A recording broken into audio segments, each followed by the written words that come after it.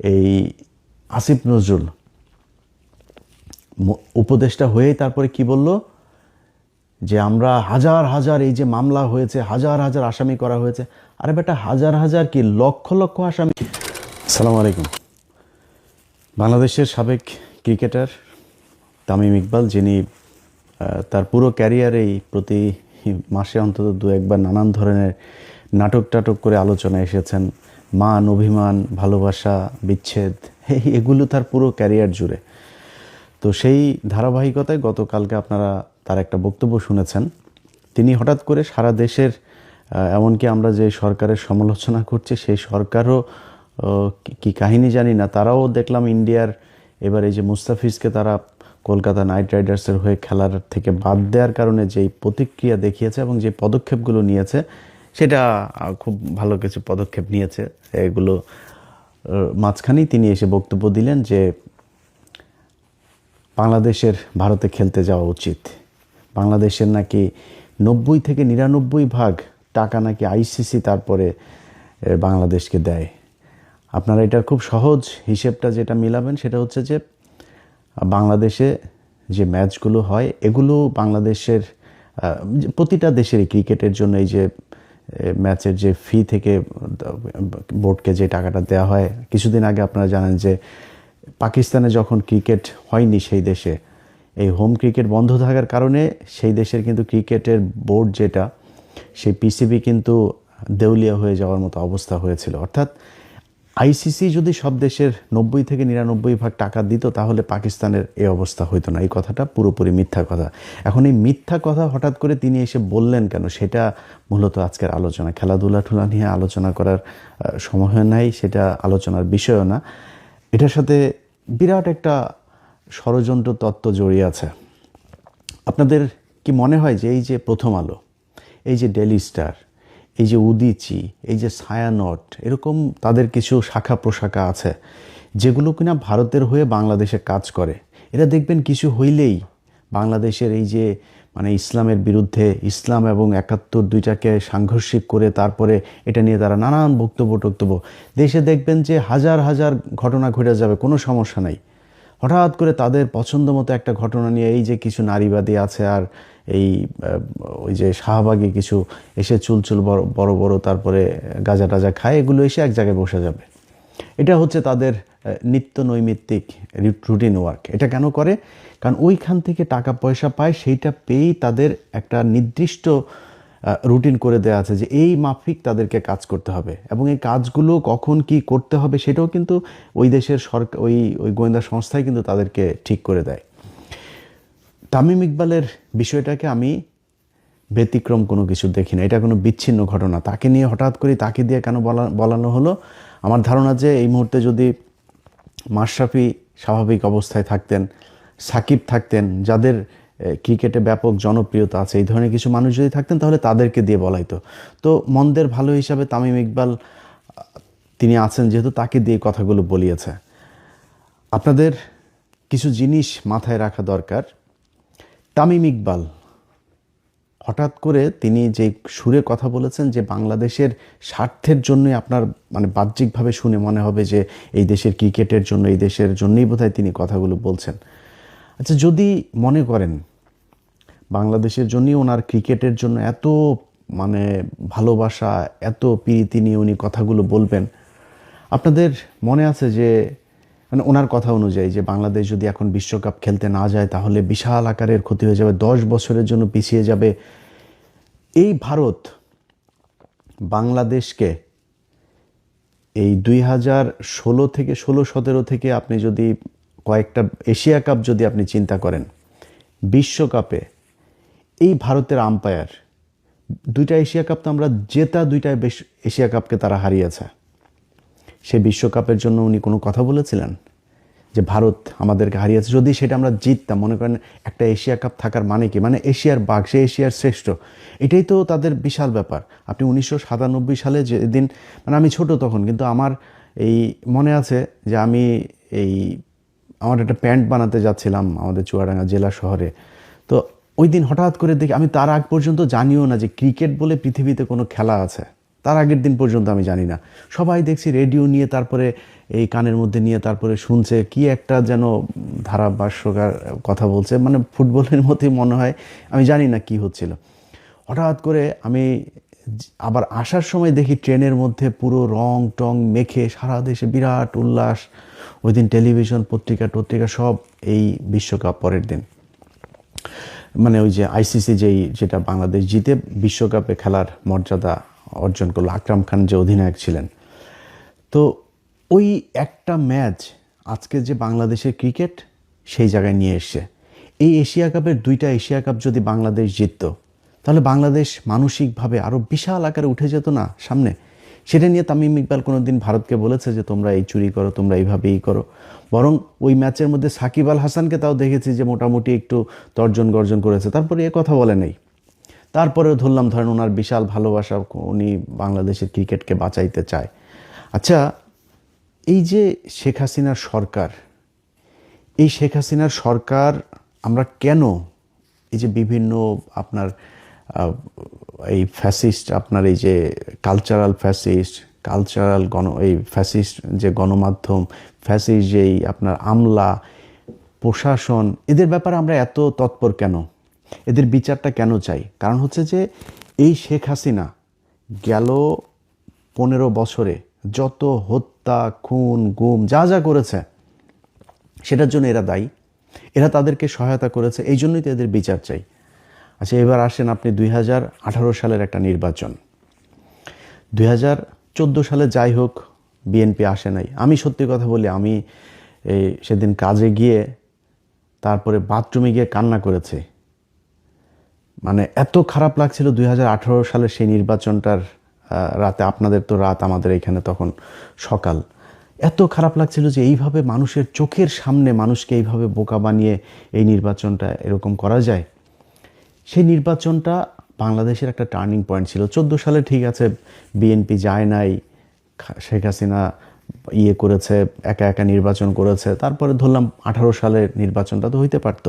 এবং তারা যেভাবে সেই ঐক্য জোট মোট বানায়, এই যে আপনার আওয়ামী দালাল ডক্টর কামাল সহ এই যে এই দালাল কয়টাকে গামছা কাদের টাদের এগুলোকে নিয়ে তারপরে তারা এই হাসিনার এই রয়ের ফাঁদে পা দিয়ে তারপরে বিএনপি একটা জোট গঠন করলো।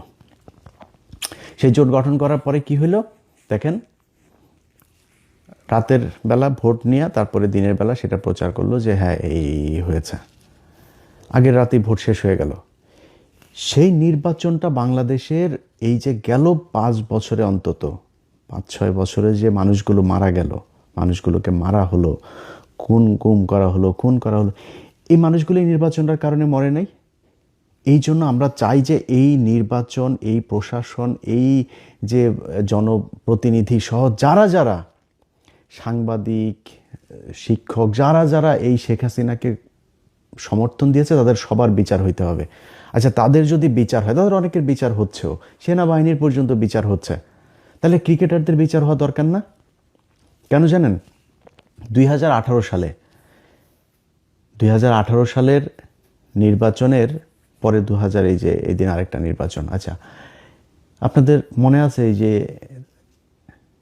মাশরাফি বিন মুর্তজা এমপি হলেন, ওই সময় দেশের যে পরিস্থিতি এবং মাশরাফি বিন মুর্তজার যে জনপ্রিয়তা ছিল, আমি বিশ্বাস করি মাশরাফি বিন মুর্তজা যদি মিরপুর স্টেডিয়ামে যায়, একদম স্টেডিয়ামের শেষ মাথায় উঠা যদি একটা মাইক হাতে নিয়ে ডাক দিত যে বাংলাদেশে আমরা এই হানাহানি আর চাই না, শেখ হাসিনা, খালেদা জিয়া, তাদের ভেতরের যে সমস্যা, এটা আমরা ক্রিকেটার যারা আছি, আমি অন্তত আমার জায়গা থেকে ডাক দিলাম, বাংলাদেশের মানুষ সবাই এখানে আসেন, যদি না আসে তাহলে আমি এখান থেকে, মানে সে কিছু একটা শর্ত দিতে পারতো।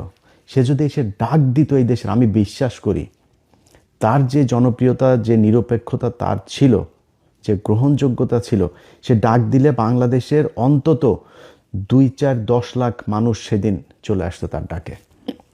এবং আমার বিশ্বাস যে রাজনৈতিক দলগুলিও একটা করতো না, আসলে আমাদের মনে হয় একটা জায়গায় আসা উচিত।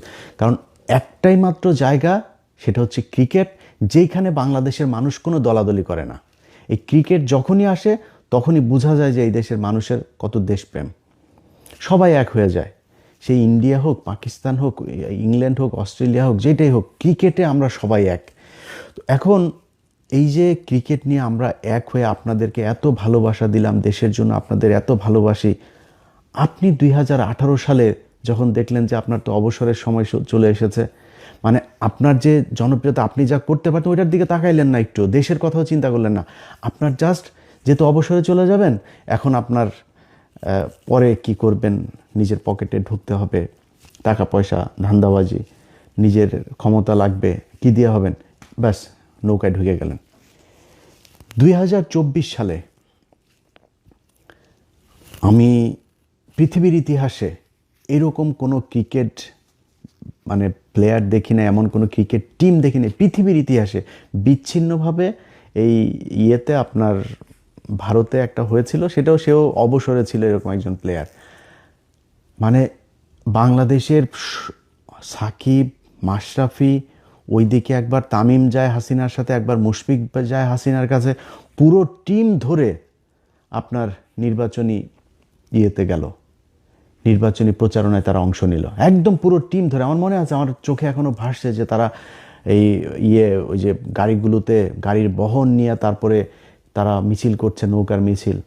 এই পৃথিবীর ইতিহাসে এমন কোনো জায়গা আছে যে এই দেশে এরকম ঘটনা ঘটেছে, পুরো ক্রিকেট টিম ধরে যায়, আপনারা একটা রাজনৈতিক দলের নৌকার মিছিলে যান, আপনারা একজনের ভোট করেন, আপনারাও এমপি হইতে যান, ভারত থেকে খেলা বন্ধ করে, খেলা থুয়ে দিয়ে তাড়াতাড়ি করে এসে ঢাকায় এসে আপনার সাকিব আল হাসান সে যে কাগজপত্র সাইন করে দিয়ে গেল, মনে আছে আপনাদের?